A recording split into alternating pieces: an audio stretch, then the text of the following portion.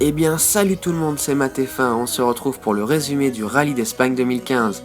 Ce rallye apparaît sous l'appellation de Tour de Catalogne en 1916. Au début des années 60, il comprend aussi des épreuves de précision de côte ou de slalom. En 1962, une incursion en France a même lieu par Bourg-Madame, Montlouis, Anglès et Font-Romeu. Il renaît en 1973 pour être désormais intégré au seul championnat espagnol durant 2 ans, puis être comptabilisé également durant 16 ans dans le championnat d'Europe des rallyes, avant d'intégrer finalement le WRC en 1991, dont il devient la première manche. En 2014, la victoire était revenue à Sébastien Ogier sur Volkswagen.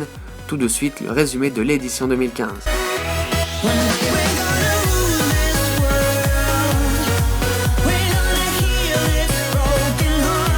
Après avoir entamé la journée de vendredi en tête grâce à son meilleur chrono dans la super spéciale de Barcelone le jeudi soir, Sébastien Ogier a perdu le leadership à 2 reprises avant de le retrouver à l'arrivée du second passage dans la longue spéciale de Terra Alta qui concluait la première étape du rallye de Catalogne. Deuxième temps dans l'ES7 derrière Mats Holzberg et dans la spéciale 8 derrière Rod Tanak, Latvala s'était maintenu en tête du rallye avant cette fameuse spéciale avec 9 dixièmes de seconde d'avance sur le jeune estonien de l'écurie M-Sport.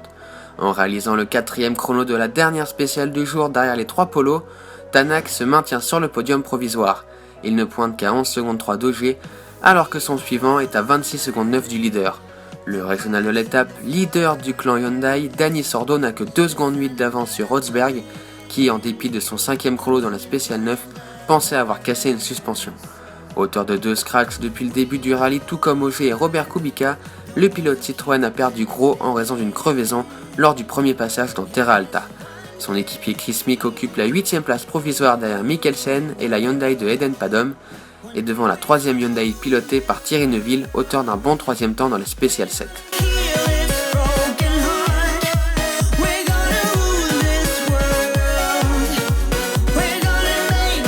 En signant son 4e temps scratch de la journée en 8 spéciales dans la courte spéciale 17 de Salou disputée en bord de mer, Sébastien Ogier a terminé la 2e étape du rallye de Catalogne avec 54 secondes d'avance sur Jari-Matti Latvala et 56 secondes 9 sur Andreas Mikkelsen.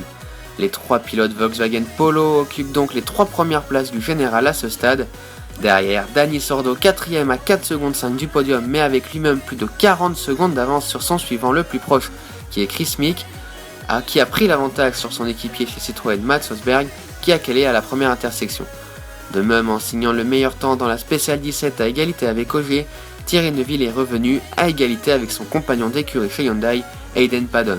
Les Ford M-Sport, qui étaient à la lutte pour la 2e place du championnat constructeur avec Citroën et Hyundai, ont en revanche toutes deux abandonné sur sortie de route plus tôt dans la journée, tout comme Stéphane Lefebvre sur la 3e DS3 officielle. Robert Kubica, auteur de plusieurs bons chronos, a terminé à l'agonie avec 3 freins sur 4 et 100 freins à main.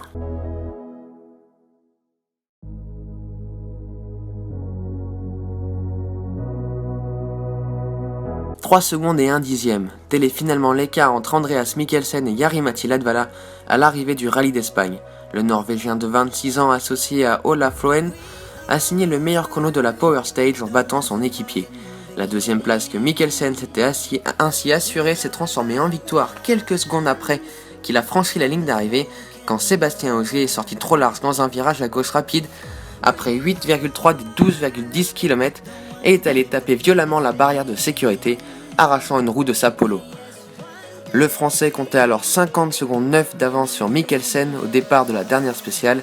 Il n'avait pas attaqué plus que nécessaire de toute la matinée, mais s'était peut-être mis en chasse d'une nouvelle victoire dans cette Power Stage. Dani Sordo fait un remarquable 3e en s'étant régulièrement montré le plus rapide des pilotes Hyundai sur ce terrain qu'il connaît comme sa poche. Le régional de l'étape ne termine qu'à 21 secondes du vainqueur, mais avec 45,1 secondes d'avance sur son plus proche poursuivant, qui n'était autre que Mats Holzberg. Et bien voilà, c'est la fin de cette vidéo, j'espère qu'elle vous aura plu. N'hésitez pas à vous abonner, à laisser un like ou un commentaire si c'est le cas.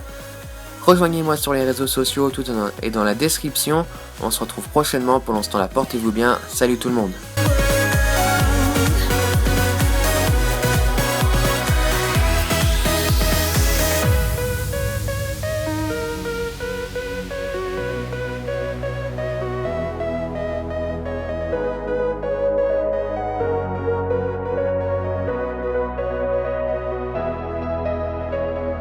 We